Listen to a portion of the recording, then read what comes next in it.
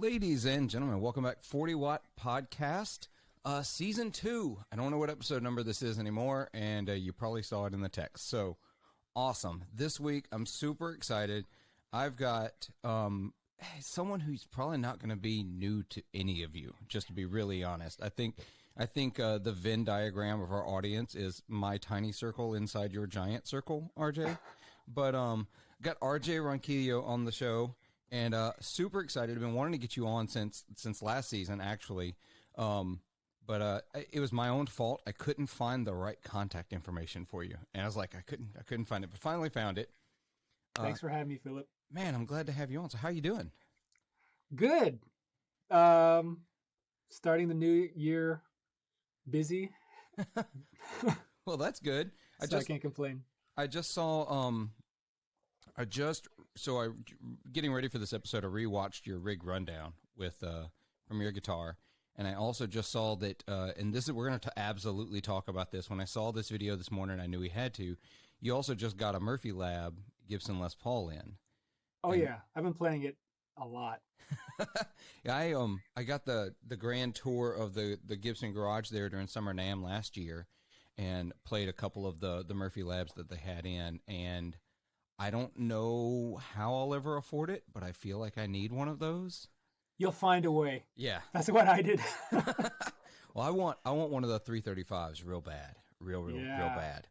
God, nice. It's ridiculously good. So, okay, before we get too deep into the gear weeds, for the absolutely lottery-ish chance that I have a listener who doesn't know who you are, give the 30,000-foot view, who you are, what you do, how you got into playing guitar and music. I'm RJ. Most people know me from my YouTube gear demo videos. My channel is mostly gear demos now, but I've done some lesson videos and some tour vlogs and all that stuff. But I'm primarily known as a gear guy, which is fine. But, I love playing guitar. Prior to being a quote unquote YouTuber / influencer, I hate to use that term, but I was a working musician. I guess I still am a working musician. I just don't gig as much. Yeah. Or at least I pick and choose more wisely, I guess. But I used to tour, do some session work. Yeah, and I think I've been technically a professional musician for, 21 years. Oh, wow. That's intense. Yeah. So I one of the things that drew me to your channel and to your playing, and there's a whole lot of points I want to touch on, that I, haven't flooded your questions during your live stream on Saturdays kind of thing, is early on in some of your YouTube videos, you have a ton of Delta blues and roots influence in your playing and in the music you like and you listen to. I found some videos because I was looking at, I need a new resonator, right? And I sold my old resonator, Spider Cone. Wasn't the sound I wanted. I played it for a bunch of years. I want to get a Biscuit resonator, and I found that you had a bunch of videos with the Republic resonator, and I've been really looking at Republic because I don't want to shell out the money for a mule when it's something I don't use that much. As great as those mules are, but and like you're playing blues tunes, you're playing a bunch of blues music, and I'm from, as my listeners know, I'm from Clarksdale, Mississippi, which is kind of, like the heart and soul of the blues. Yeah. So it's one of those great things. It's, and it's the cliche of the YouTuber, just a bunch of blues licks through guitar pedals, but it was like, it's not just licks. Like I found that you were very authentic. Because you're originally from Detroit. Yeah. So, okay. I don't have the timeline. I know you were in Michigan for a while and you're Chicago for a while. I think you went to school in Florida. Yeah. And so I don't know your timeline, so I didn't know exactly which one of those was home. But how'd you get into the blues being in Detroit? So that's actually a really good observation. When I started putting stuff on YouTube, I was very much into blues, roots, old school jazz, at the time I was living in LA. And living in LA, so I had moved to LA from South Florida because I just wanted a different scene. And one thing a lot of people might not know about with LA is, or at least Southern California, is there's a very unique um, blues scene um, there. I mean, some people refer to it as like a West Coast blues scene, but Right. it's unlike any other blues scene that I've, it's unlike, you know, Clarksdale, Memphis, Chicago, Austin, whatever. Like the West Coast blues is very much like a T-Bone Walker thing, but at the same Sort of a time, jump blues type thing. I feel yeah. like is I yeah, mean, that's one of the styles in there. one of the styles, but a lot of the jump blues players are also into Delta blues Right. or really early stuff. The whole thing with that scene is like, grease my hair back, live basically in a different decade, sometimes a different century. But when I was living out there, I got really heavily into not just West Coast blues, but more into the Delta blues and learning about pre-war blues and all that type of stuff. So it kind of worked, in tandem with me putting out YouTube videos because that was kind of the what I was into at the time and the style. So a lot of my early like Eastwood Guitars videos, I don't even think I clicked on a distortion pedal for a lot of those things because I was just like, oh, I'm a blues guy. This is my style or whatever. So a lot of the early stuff I started putting up online was very much of that style. So it was all kind of a timing thing. But I got into it, I've always been a blues fan and a blues. I thought I was a blues player. There was, I started playing guitar because of Chuck Berry and early rock and roll. So I kind of got my start with that type of genre. And then it wasn't until my late 20s, early 30s when I rediscovered my love for blues music. And I think I was listening to more Delta stuff like Son House, Skip James, like a lot of old school acoustic blues players, as well as like, Derek Trucks and um, Oh yeah. a couple, Tab Benoit, a lot of like modern blues people. Um, and then at some point, I shied away from it for a little bit. And then, later on when I moved to LA, I got back into it. And it's just something, it's one of those styles that I keep on coming back to. And that's just proof that it's something that I'm passionate about. And it's like a music that really, gets me, that, I understand it and everything. So that I have a special love for blues music in particular. Like that's one style I could play for the rest of my life and be happy. I You see, know. and it's funny because there are the regular. I don't know. There's like this negativity towards people who play blues on YouTube. Like there's this whole movement of younger players who are tired of hearing blues licks, I guess, and that's fine. I get it. They don't want to hear it anymore. But it's sort of like, and I get it. Like that's a natural inclination to a lot of like demo folks to go pentatonic box, play that kind of stuff, and just in general music. But it's like for me, coming into this scene, this is I was a player for years. I didn't play nearly on the level you've toured or played on. I played lots and lots of local blues shows, and all the bands I played with were with like legit blues guys that have been doing this for 50 years. You know what I mean? I get hired on last minute to play this run of 3 shows on guitar or bass or whatever it was they were needing. And it's the music I grew up with that was in my hometown. And so for me, it's like, I'm not trying to do anything. This is just who I am. It's like part of the blood. You can't get it out of there. And it's refreshing to see somebody else out there doing it and doing it so well and so authentically. So you sort of question when you said call yourself a blues player. No, I'd call you a blues player. It's about as authentic as I've heard on YouTube. There's a Well, lot of thank you. inauthentic blues on YouTube. But it's funny because I was one of those young guys too that was just like sick of hearing blues, um, and everyone sounding like Stevie Ray Vaughan Yeah. or whatever. And a lot of it was because I didn't really understand it, or what I knew of the blues was just scratching the surface. I Hmm. didn't really know how deep it went, or the different, I guess, subgenres of blues music that there are to discover. And And it's a whole lot. yeah, You know, and I you go back and you can hear the old stuff in new players, or every player has to pull from something else from previous generations. Yeah. It's even growing up in the Mississippi Delta like I did, I heard Delta blues, and of course, a lot of people get confused about that. Like Chicago and Delta blues are very linked because it's Delta blues, and then once you electrified it, you got your Muddy Waters, who's from my hometown, and John Lee Hooker, and once they started electrifying it, it was very, very related. But Delta blues is typically an acoustic style of blues music, and then I grew up with that, and I was in my 20s before I even heard of hill country blues, literally from 45 miles from where I lived. You know what I mean? Yeah. And it's its own other animal. It's Mm-hmm. this drony, vibey, 1 and 2 chord type, just groove music. Boogie. Yeah, it's all It's boogie. it's fun. It's like food.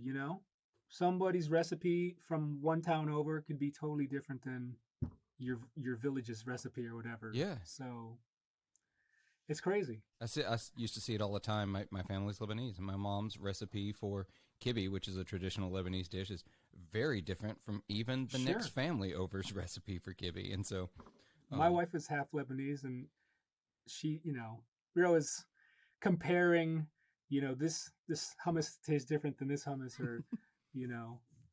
it's its own definite flavor. So you go through blues, you go through this thing. I mean, you've been play. I was trying to do my research, do my due diligence, which I'm not great at sometimes.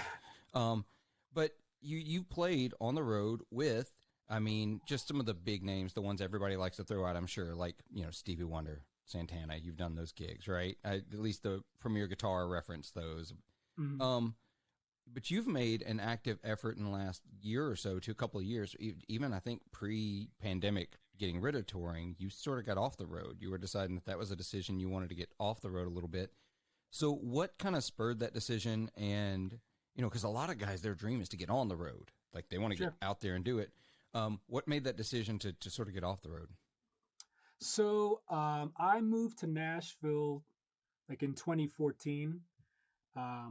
Well, at least I started working out of Nashville in 2014, and the Nashville, well, I should say the country music industry is one of a kind, as far as the business model, and touring and everything. It's like it's like having a regular 9 to 5 day job. It's great for a musician, because touring is such a big part of the genre, Mm-hmm. more than, I would say, more than rock or pop or anything. It's just like something that you do every year. You do the summer festivals, you do all that stuff, and it's much like having a regular job. So I did a gig with a group called Thompson Square. Mm-hmm. It's like a duo, and I did that for about 5 years. And we were basically on the road every year for, it wasn't it started off with like a ton of shows, maybe like 130 shows a year or something, and then it kind of tapered off. But towards the end, I would say by year 4, I was considering, um, making a move to get off the road, partially because, I was so worn out, I was so exhausted from the traveling, because I always say this, that I play the gigs for free, and I get paid for the traveling and waiting around and waking up at 3 a.m. and all that Right. stuff. That's the work. The music is the fun part. Except for sound check. I hate sound checks. We used But to joke that when we'd play gigs, that we were playing for free. It was the setup and tear down of all the equipment that we were actually getting paid to do. exactly, you're getting paid for your time, basically, out on the road, to be away from home. But it's still very comfortable. The typical Nashville, and you probably know this, the typical Nashville country touring schedule is like you're out anywhere from like Wednesday to Sunday, home on Sunday or home on Monday, and then you have like a couple days at home, and you do that pretty much every week for the better part of the year. And after a couple of years doing that, it definitely takes a toll, on your energy levels and your emotional levels and all that stuff. So I just got worn out, And at the time, I had no idea about, if YouTube was going to be a full-time thing, but it was always in the back of my head, like, let's just see how this YouTube thing is going for other people and whatnot. So um, I would say I had it in my head maybe the end of 2016, 2017 of considering, just retiring from touring and, Yeah. possibly doing YouTube or at least something else. And it wasn't until the end of 2018 is when I finally quit or just stopped touring. So I was, for at least 2 years, I was wanting to not tour, even though I was touring. Right. Um, There's a lot of folks doing so jobs they wish they weren't doing, though. I mean, yeah, yeah, so a lot of people can that's, relate. don't get me wrong, touring is a dream job for Oh, any yeah. musician. Um, but it took me, I had to have the courage to jump ship because I didn't know if I could solely rely on YouTube gear demos. But I mean, I got lucky as soon as I told all the companies that, hey, I'm not going to be on the road anymore, so I'll have a lot more time to do demo work. Like an avalanche, like they just started throwing me gear, and like, here, do that, So since 2018, it's just progressively been great, and I'm pretty happy uh, with where I'm at. And it's I always get asked if I miss touring, and there are some times where I do, Hmm. but like I always say that I miss the shows, I miss the Exactly. camaraderie. But if I have to ride on a bus for 10 hours with you, you guys, in a stinky bunk, I'll pass. Yeah, miss the show and you miss the hang, but not the all the other Yes. parts of it. No, it makes total sense. Yeah. And a lot of, I've never done significant touring like that. The most I've done is like, weekend runs, or, we did like a 2-week California thing at one point, like forever ago. And I've never done that wild, massive tour. But to hear some of the stories of folks and their life on the road, I had a friend of mine who used to work in Memphis at the Memphis Drum Shop, and the off Broadway production of Wicked came through, right? And so the drummer from there came in the shop, talking to him, and he's talking about just his life on the road with this musical production. We're not even talking a band; he's with this musical. He's spending 150 nights, probably more than that, a year in an orchestra pit with walls around him in the dark. He doesn't even see the show. He's got a camera Hmm. or a video screen where he can see the production for his cues. And he was talking to my buddy, and he said, "Yeah, I'm on the road all year, except for about 2 weeks a year." He said, "I don't have an apartment. I don't have a permanent address. I have a P.O. box and a storage unit and my cell phone. And those are all my Wow. expenses, and that's how I live." That's great. You don't have a family. You don't have, a significant Yeah. other. That's fine. That's a great way to live. But when I heard that story, I was like, oh no, no, no, that is not a living that I want to make. Yeah. That's kind of like a higher level of cruise ship musicians. Like I remember, cruise ship musicians would be kind of that same cut as like, they don't really have a place on land. Right. So which is, they don't really need to because they sign these contracts where they're just out on a ship most of the year. Um, and you got to really, really commit to that type of lifestyle. Yeah, You have to really be into that, and it's yeah, tough. it's a wild living. It's something that, as a younger player, I thought that was the life I wanted. And then as I met more and more people who did make that living on the road, and there were a bunch of years there.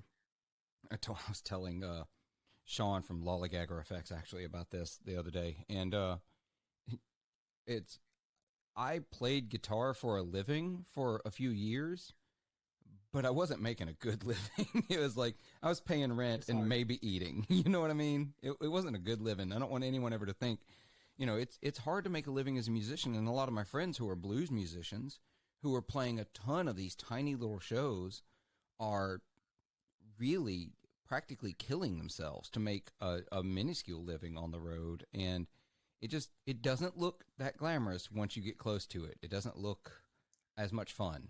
Yeah. I know a lot of blues guys that make most of their money for the year in Europe at all those festivals because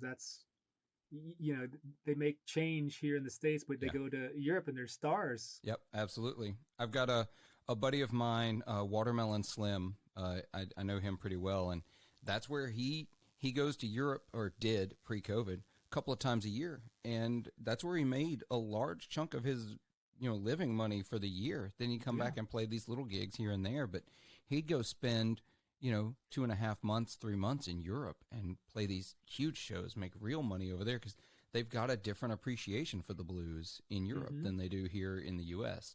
Here in the U.S., it's seen as old music or out of date or out of touch, and they're still pretty rabid about it. Oh yeah, so many festivals out there. Yeah. So you're settled into Nashville. You're doing the Nashville thing, the YouTube thing. I see your videos pop up all the time. You're right. You're flooded with stuff to do. You're staying very, very busy. Um, do you still get out and play any in Nashville? Doing any gigs at all? Um, in town, the only gig that I do is a yearly thing. It's funny. It's for the old record label of the art of the group that I was touring with, Thompson Square. Hmm. So they have a yearly party. It's kind of a party slash um, pre CMA Awards party. So the CMA Awards is every October, November here in Nashville. So they hold a party, and I'm in the house band for that party, and I just play 20 songs that night with a bunch of their artists. And I've been doing that pretty much every year. That's the one gig I'll say yes to, mostly because I get to play with my friends who are like the old band of of the previous artist. But and the money's good enough for me to start the car and go. Yeah. Have you ever considered writing and doing your own thing?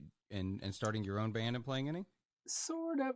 I had a project in LA, just as kind of like a fun little thing called RJ and the Del Guapos, which was like kind of like a Chuck Berry, Little Richard type of 50s rock and roll thing. And I just kind of did it for fun. I had no plans of ever touring with it or even making a second album. But um, so I should go back and say, after I moved from LA, I didn't move to Nashville straight away. We actually moved to Chicago Okay. for a year and a half before we mo- officially moved and bought a house in Nashville. But I was in Chicago for a little bit, and I kind of put together a band there, an RJ and the Del Guapos Chicago edition there, and we did a couple local shows when I was in town, and it was fun. But other than that, I never started anything here in Nashville, and but that's it was for fun. I never really wanted to pursue it any further than that one little recording thing. But a lot of people have been asking me about putting out like an RJ Ronquillio album, and that's still on my mind. Like Hmm. an instrumental guitar record. Oh yeah. Um, Pretty much, basically, what's on my gear demos, um, but just kind of a little more refined and whatnot and written out. But that's still on the back burner. I Okay. need to arrange you know, get musicians for that and recording session and do it right. So Right. If you're gonna do it, you want to do it's it right. yeah. But I was also considering putting on a blues album and even like a straight up Delta blues like record with just acoustic and resonator and stuff. But I have all these ideas in my head, but I'm always I'm a famous procrastinator. Well, you're in the right club because I I mean, what was the old phrase? There used to be a phrase. Um, I'll never remember it now because I actually need it. So, but that's actually probably another hallmark of procrastination. Yeah. I'm a bad procrastinator. It's actually why my regular listeners will know that I don't do a lot of research for these podcasts. I don't do a lot of. I mean, I do a little bit, so I know who I'm talking to, but I've been familiar with your channel and watching it long enough that I sort of feel like I have a little bit of a handle on you.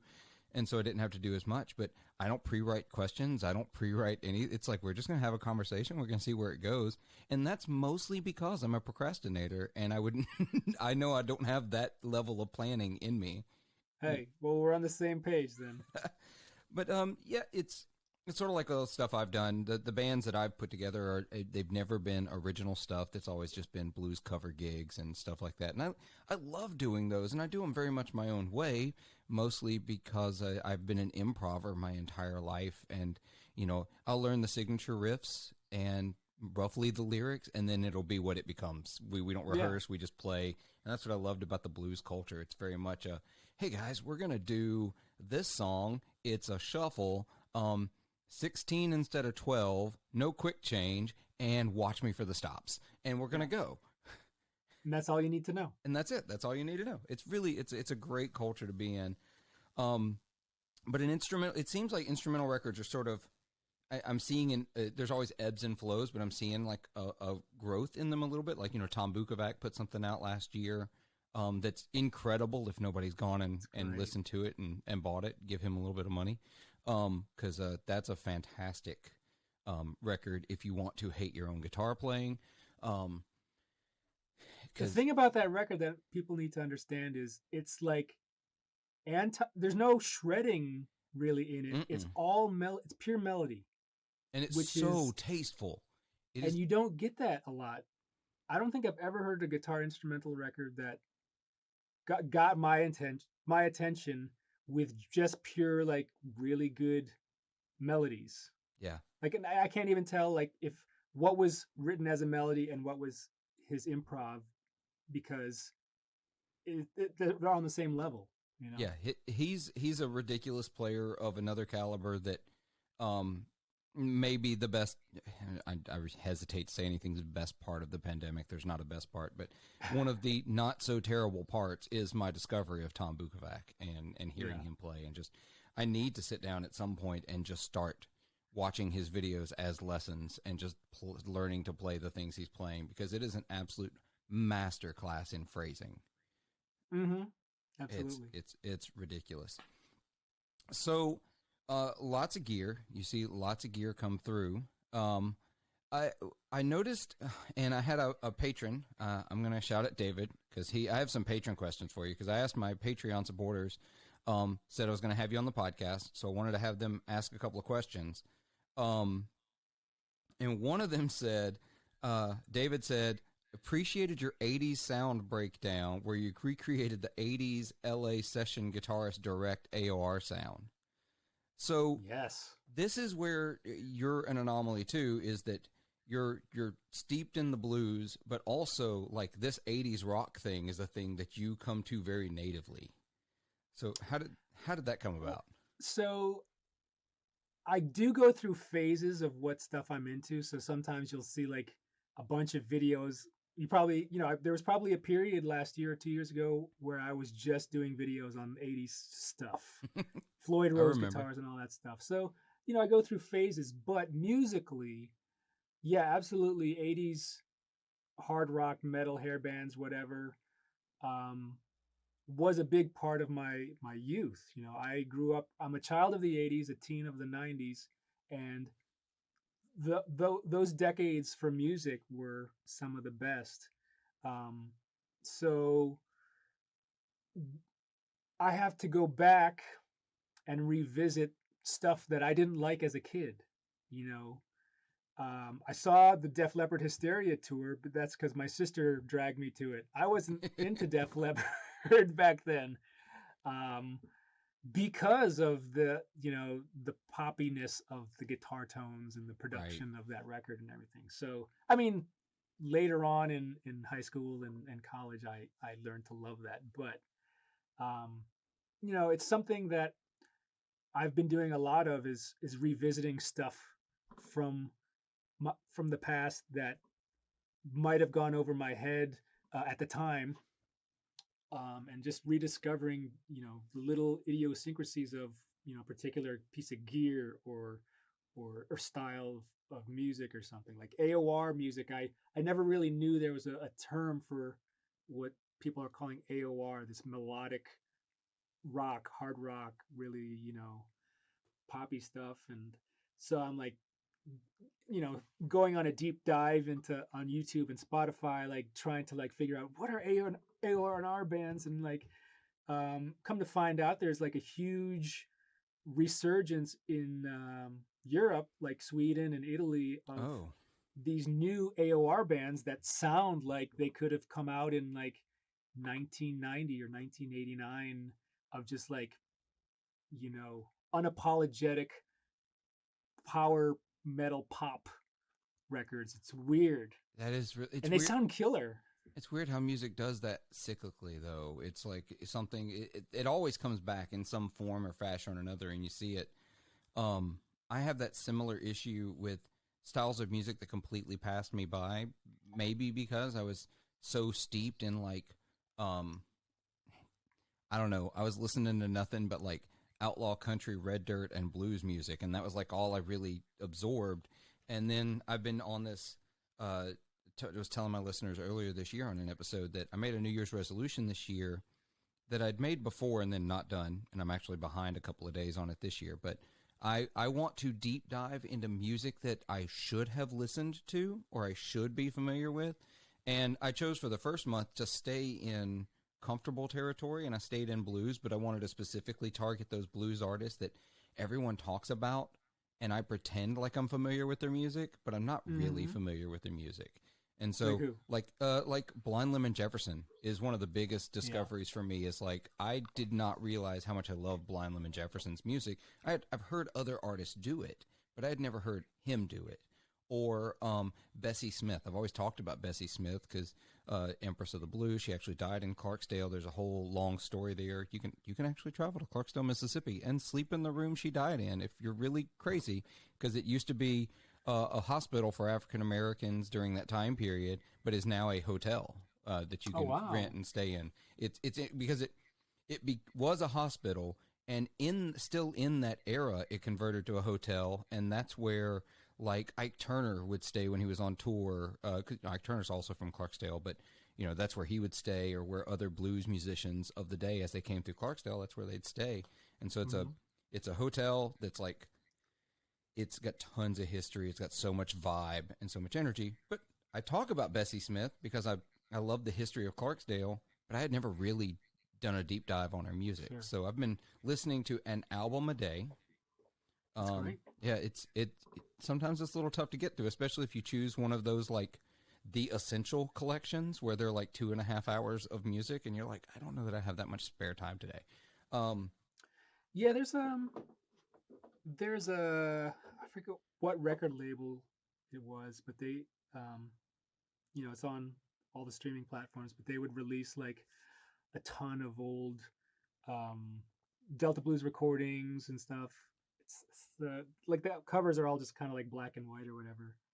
But yeah, I mean, I kind of went through that same thing where like there's so many artists from the Delta blues genre or the time period that I had never even heard of.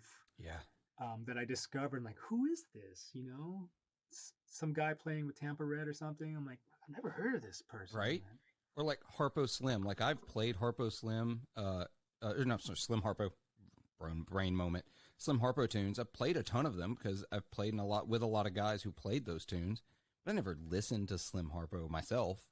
I was going on what they told me to play. Like that was my upbringing and learning to play blues was literally, you play guitar? We got a gig tomorrow night. Come show up at this time. And I show up and they'll name tunes I've never heard. And they're like, oh, it goes sort of like this. So I've got this like whole songbook of a couple hundred tunes that I've probably played dozens of times each and never heard the original recording, just because I've always just played them with these guys or women who've called it out. But like my goal next month, I completely, this is so disheartening to say, I completely missed the grunge era. Like I completely missed it. I heard the stuff that was on the radio by Nirvana, and that was about it. And what year were you born? I was born in 1980. Okay. So I was young. I was youngish at that time. Where I think we're similar in age. I think we're pretty close. But I missed that, and I missed power pop or power. Yeah, I missed all that. So I'm gonna next month. That's gonna be my deep dive on those two genres. Like, so what were you listening to instead of grunge at the time? So in the early 90s? So What early were you listening 90s, I was probably listening to, I'm trying to think when some of the, like, I was a big, like, Wallflowers fan. I loved, actually, you know, this is a little later in the 90s, but I really liked Matchbox 20 and to? Marcy Playground, and I cannot believe I just remembered the name of that band. But that kind of stuff. And beyond that, I was listening to early 90s and 70s country. I missed all the 80s stuff apparently, but 70s and Wow. 90s country I was really into. So I was listening to that stuff and whatever, you know, and lots of Stevie Wonder, because my mom really loved Stevie Wonder, and Patsy Cline and Ray Charles, and she'd play that stuff in the car, and like I'd hear that combination of like that old country and that like 70s 80s soul R&B funk stuff. And so yeah, I was listening to that. I never got into Nirvana. I was like, it didn't make sense to me. I'm living in the Mississippi Delta, and everybody's talking about Nirvana, and all my friends are really into Nirvana and Pearl Jam and all this other stuff, and I was like, I don't get it. It's not my thing. I can't understand what he says. Thing. It really is a timing thing and an age thing. Because I think, so I'm a couple years older. Mm-hmm. I was already in high school when those bands came out. So you might have been already, you know, in middle school or whatever. Right. So it might have not been on your radar because like, oh, you know, Nirvana's for the older high school kids, you know, because they smoke and do weird things or whatever. They're rough. So it's probably, you know, not generational, but it's you know, it's all timing with the age thing and stuff. Like that's probably one of the reasons why I grew up in such a like in love with guitar. Was I started playing in the mid 80s, and so from the mid 80s on through the 90s, all this guitar music was coming out. So it was very, you know, compared to today, it's totally different. You know, there's not, you know, there's no radio, there's no MTV really today. Right. So a lot of kids are digesting what they see on TikTok and YouTube and Instagram. Like that's who their heroes are. Their guitar heroes are people on Instagram and TikTok. So it's totally different, but it's, you know, it's just a different form of media, I guess. Yeah. That, you know, getting into. I actually have a conversation around that'll be a fun one. But I also thought of another genre that I was really into at the time, and that's gangsta rap.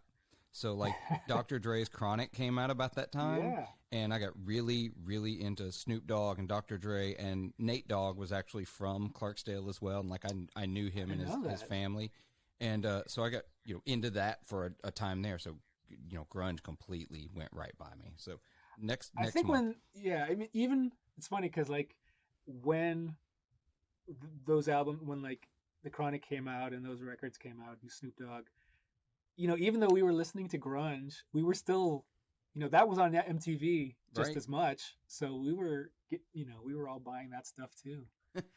So there was an article that came out, and I think both Rhett and Rick Beato have done a video on it, and it popped up on TikTok.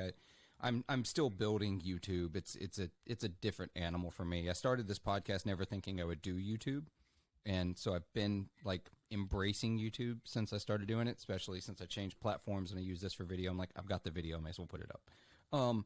But I've been really on TikTok lately, and a guy shared the article from The Atlantic that said that 70s, 80s, and 90s music is outperforming music since 2000 by a 70%. It's like 70% of the music listened to today is from the 70s, 80s, and 90s. And I'm sure that metric is from Spotify or Apple Music, or I didn't read the whole where he got his statistics from. But he shared it. The guy who originally shared it, tried to make an argument that it was about a quality of music.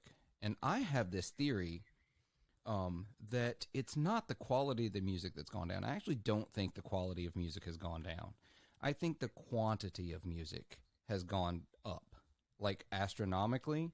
And we don't buy physical media anymore. And so we don't have that connection to the music that we used to. You know, you went to the store. You had to go find that CD. Sometimes you had to go to multiple stores to find it. You recorded it off the radio onto a cassette tape. You waited for the DJ to play it, and you recorded it so you could have that music. And we developed these connections with artists and music that we don't today. It's disposable music. I can just pull it up on Spotify because it's there, listen to it, and then never cycle back to that artist again, never think about that artist again because it was there. I didn't have to go search for it. I didn't have to put money out for it. I think that is actually influencing. I think there's a nostalgia for those things we had a connection to, and that's why we're seeing people go back to these 70s, 80s, and 90s bands, because what happened in 2000? The proliferation of the MP3. You know, Napster and LimeWire and all those other things where, you know, we'd spend 2.5 hours downloading 3 tracks. What do you think? You think there's something there? You think maybe music is not quite what it was? Well, absolutely. I didn't read the article, nor did I see Rick or Rhett's video. Sorry, guys. But I haven't watched their videos either. Your point of quantity is totally correct. I think the music landscape is totally oversaturated, but that's also, you know, that's a plus and a minus. It's a plus for anybody that wants to make music and put it out there. It's right. It's easier than ever before to get your music in front of millions of people, you know, possibly millions of people for free and instantly. So there's that. So there's obviously more artists, unsigned artists that are out there to discover that are on Spotify, because anyone can put anything on Spotify or, you know, all the streaming platforms.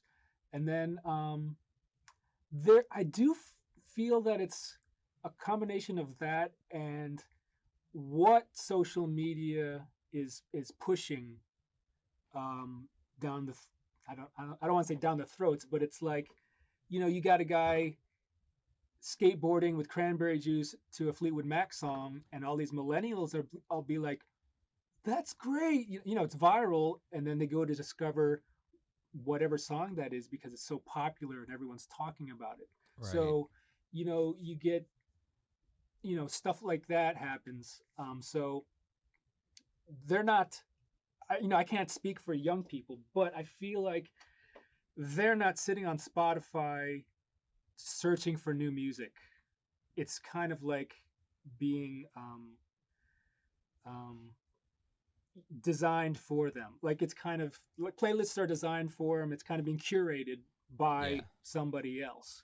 Which, you know, when we were growing up, it was kind of like that. It was like what my older sibling was listening to, or what my friends were listening to is what I listened to, because I didn't know, you know, you couldn't really discover music other than, you know, radio, MTV, and your close-knit circle.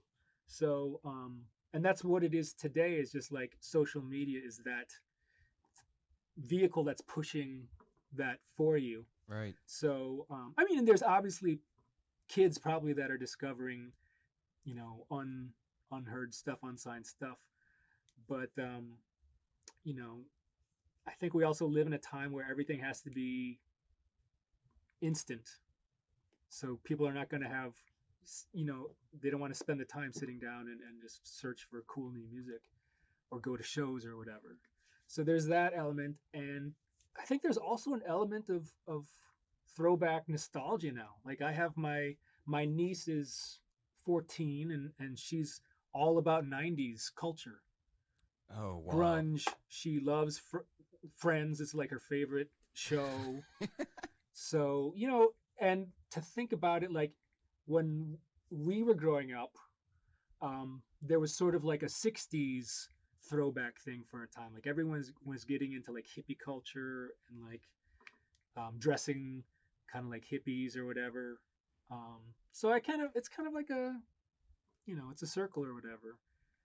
But I don't know if anyone in the future is going to be like, I want to dress like 2020s or whatever, you know, I love 2020 culture. I don't think that could ever happen because it's just gotten so, you know, deteriorated. It'll be them. It'll be a filter. Whatever social media is being used in 2040, there'll be a filter to look like 2020 TikTok. And that'll be the nostalgia. Exactly. It'll so be retro. it'll be that voiceover that you know, the voice that everybody hears when they do that'll be like a ringtone, like as a throwback, you know, the way that like somebody might have the Beatles as their ringtone now. Exactly. I could see that. But the Beatles is another one, you know, the Get Back documentary comes out, Huge. and suddenly the Beatles are the #1 artist on Spotify all of a sudden. Yeah. You know, Which is, you know, I wouldn't have thought that anybody but musicians would be into watching, what is it, 9 hours of yeah. It's that. like 8 or 9 hours of the Beatles arguing and, you know, riffing over and writing songs. I did not think anyone but like, and maybe not even musicians, I didn't think anyone but like hardcore Beatles fans would sit through all of that. And it's kind of blown my mind. I haven't finished it yet because I'm not a hardcore Beatles fan. I like the Beatles. I definitely appreciate the music they made, but it's hard to watch.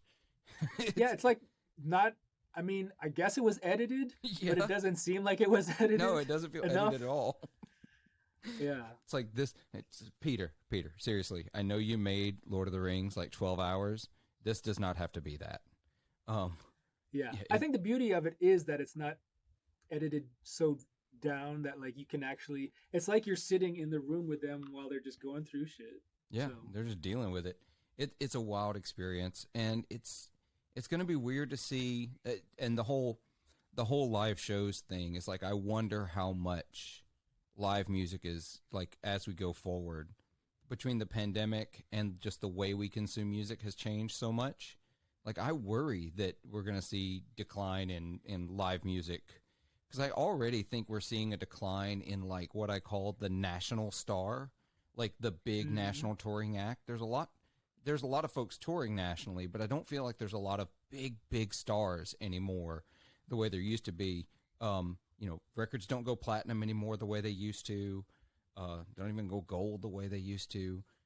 They still don't know how to count streams correctly. I think 17 streams equals 1 CD sale or something like that for the purposes of going platinum. It's some ridiculous number. So I don't know. I worry about that going forward. Not like being all doomsaying and boomerish about it. Oh, well, when I was your age, you know, I'm not going to go that route. But I do wonder what the landscape of music is going to look like. And part of that is how we consume and find music as well has changed so much. Yeah. I wouldn't be surprised, and I would hate for this to happen, but I wouldn't be surprised if the whole metaverse thing becomes a thing where people go see concerts through a VR headset, or, you know, go experience a music festival through a VR thing. That's just too weird. I mean, I'm open to it, whatever. Yeah. It might be cool tech-wise, but it's just too weird. It's too different. It is strange. I'm old. and I've seen Ready Player One. I know what that world looks like. You know, because obviously that book is prophetic. It's not fiction. But anyway, it's already here. Yeah, it's exactly. So it'll be interesting. Suddenly everyone's really into, it'll be a great day for makers of headphones. So Sennheiser, Shure, JBL, Bose, y'all get ready. That's your day coming right there. Cause, they probably already have it set. They're set. They're just waiting. So I've got a couple of more Patreon questions I want to get through, and then we're going to hop over to the Patreon episode, and that's where we'll deep dive on gear and get real nerdy, because RJ's played a lot of gear, and I'm always interested in the opinions of people who play a lot of gear, because I have questions that need answering. Absolutely. So Andrew, my most recent Patreon supporter, thank you for your support. I greatly appreciate it. Asks, it says, we need to know how he keeps his hair so stylish. This is the first time. This not even styled hair, but it's funny. Like, I don't really style my hair that much anymore. Mm-hmm. I've gotten tired of it. Yeah. Just like the work or whatever. But I don't know. It's the key is finding a really good barber. That's all. That's all. That's it. I've got similar. This is long for my hair, and therefore it becomes a huge pain to deal with. I used to have really long hair, and I really adored my long hair, and I was really vain about it, actually. I called it my dirty Southern rock look. But it was like I took immaculate care of that hair. And then one day, I live in Mississippi. It was in August. I woke up, it was hot and sweaty. I cut it all off, and I have kept it short since. So this is long for me. It's actually due for a cut. So Styling hair is overrated. Cut it so short that you don't have to style it. That's the way I look at it. Yeah, that's But coming. I might shave my head soon. I don't know. now that's a little extreme. I can't do it. This is me sharing too much on the podcast, y'all. I'm so sorry. I've discovered I have a misshapen head, and I have a dip in my head where headphones sit. I don't know if it just I naturally have a dip there and just have always, and that's where headphones tend to sit, or if I've worn headphones for so much of my life, whether Wow. in studio, listening to music, just whatever, at gaming, because I've been a gamer most of my life too, gaming headsets. If I've developed a dip, and I'm really self-conscious about it. I Wow. shouldn't have even mentioned it, but I'll never shave my head for this very reason. So, That's insane. yeah. You check the baby pictures and to see if before you started growing hair if it's there. That's a good idea. I've got a whole case full of them out there that I need to go through anyway. So, but he also asks on top of that, because that was his funny question. But with all of your gear, you've got and you've got plenty. I mean, anyone watching the video right now can see behind you. The guitar selection is substantial. When you go and deciding what tone you need for a project, a video, a demo, something like that, do you start with deciding what amp to use or what guitar to use? How do I start it? Probably both at the same time. You know, it's Do you have like in your head, like, and it's probably an unconscious decision at this point, but maybe in your head you have like pairings of amps and guitars already sort of programmed in your head, and you know, like if you grab this yeah, guitar, you know you're more likely to plug into this amp. kind of sort of. I mean, I feel like they all work together pretty good. Like the ones that didn't work together, I already sold or whatever. Yeah. So I'm kind of set up that way, but I kind of really just go between two amps, and for things specific like pedal demos or whatever, um because it's kind of like I'm being paid to showcase this piece of gear. It would be beneficial if I demoed the gear with common um, guitars and common Sure. amp setups. So I don't go too crazy on guitar selections. I always try to showcase something with single coils like a Strat or a Tele, and then something with humbuckers, because that's kind of the general thing. I don't really reach for something with filtertrons or unique pickups. But choosing the amp is kind of similar. Like I go between a Friedman Marshall style amp, Mm-hmm. which isn't the cleanest. It cleans up pretty good, but I wouldn't call it my good clean amp. My good clean amp is an Amplified Nation kind of clone of a steel string, a Dumble, which Yeah. stays clean no matter what. It's like my favorite clean amp. So depending on the pedal, I might, if this is like a boost or an overdrive that sounds killer in front of a dirty amp, then I'll reach for the Friedman. If it's something that I need a totally clean pedal platform thing, I'll go into the Amplified Nation steel string. So that's really the only things that dictate which amp I choose. If I want something with a little bit of hair or something that stays totally clean. But Makes yeah, total that's it. sense. I keep it simple. Yeah, real simple, real, straightforward. And I like what you said about common gear. I've started to make demos on YouTube, and I'm doing what I call, and I really like this concept, actually. I'm more proud of this than I should, because it's really not that clever. But I'm doing what I'm calling fun size demos, sort of like candy bars that are like the tiny little taste. And so I'm doing like 3 to 5 minute demos, no talking, just playing, twisting knobs, and getting some sounds. And just, that's it. For those people, that's all they want. They want to hear the pedal. I've done 4 or 5 of those, figuring out my workflow, lighting. So, just figuring it all out as I go. But I worry about the fact that, I have been doing these demos with a Novo and, playing into, actually I use basically a Princeton for most of the stuff I'm doing. But I think about that too. I'm like, should I really be doing this with a Novo, or should I like grab a Telecaster, or should I grab, a Les Paul, something everyone's super familiar with what it should sound like, what it, it's something to think about. I think ultimately, if it sounds good, no matter whatever combination of gear you're going through, I think that's the most important. Um, I've been doing it for so long that I just kind of feel like the companies that I work for would want to see it done with, like, you know, a Les Paul and a Stratocaster or something, just to, because sometimes, you might get a pedal that was specifically voiced for a Strat or something, Right. like like the King Tone Duelist. Most people think, oh, this is like the ultimate Strat pedal. It does the Stevie Ray Vaughan stuff. But the demo that I put up with, I'm playing a dual humbucker Nags, and it sounds killer. So like you'll discover, like, maybe someone didn't realize that you don't have to. It doesn't sound just good with a Strat. It sounds great with other things or whatever. So just because you're playing it with a Novo, someone might discover, like, what do you have, P90s in it or P90s, yeah. something? Yeah. I've got a P90 guitar, and maybe it's going to sound similar or whatever. Yeah, no, it makes sense. And or another good one, just because I gotta say it, it's like if I see one more fuzz face style demo with just a guy grabbing a Strat to play Yeah. it, I'm like, come on, we all know that sound works. Like, do something Yeah. else. Anyway, neither here nor there. Last Patreon question.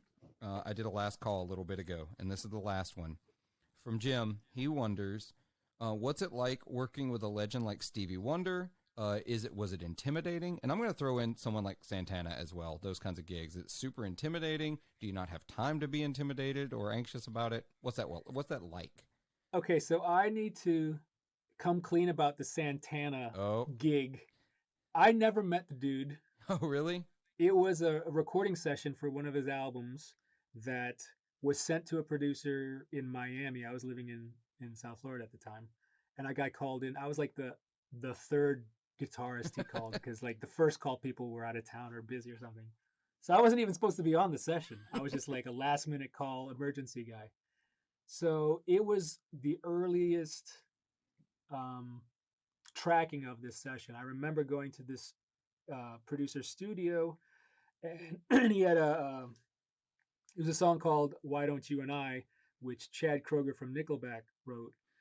So I heard the demo that Chad had sent to the producer, and it actually sounded great. Mhm. So I was like, "You really need me to?" Chad had his PRS freaking going through whatever Mesa Boogie or something. It sounded killer, but he wanted to retrack all the rhythm guitars. Because Yeah, basically those albums were people writing songs for Carlos, and then he would just solo on them and right. put his name on it. Um, but that was actually the first single from that album, which was interesting. I remember But that. I just recorded it.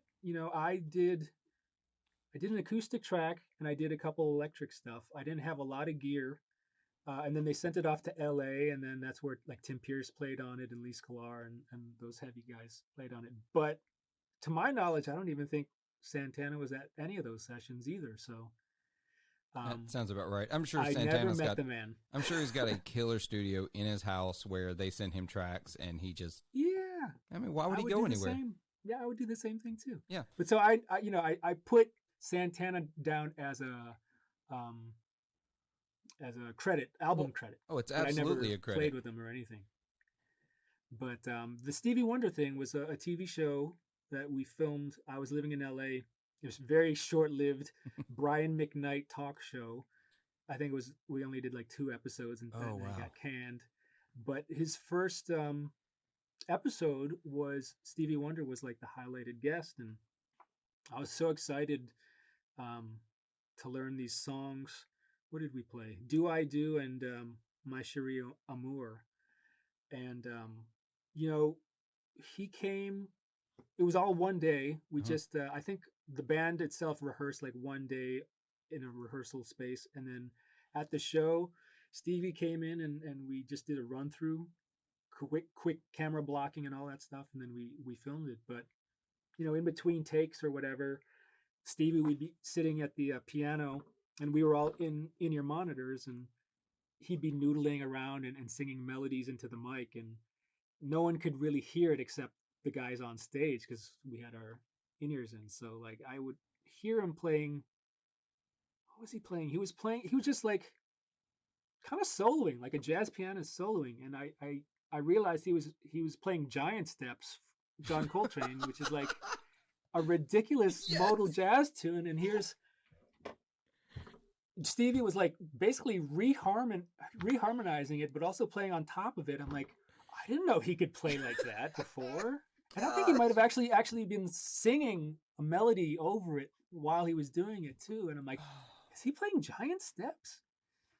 And it was insane. Of course, I What was a nervous. wild tune to noodle. Just it's like It's probably like, this is a tune I just learned.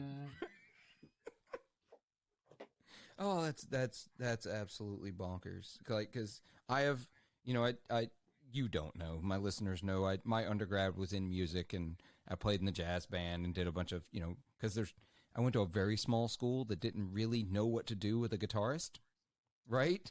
Yeah. And so, played in jazz band, did some small stuff, and like anytime anyone ever tried to throw any of those tunes, like no one in that school was going to throw Giant Steps at me, right? And it's like we're not doing Giant Steps. That song is still a complete and utter just you know what? Just send me to the desert with nothing but the clothes on my back, one canteen of water, and tell me to walk to the nearest city. That sounds easier than trying to master Giant Steps. I just don't feel like there's a chance.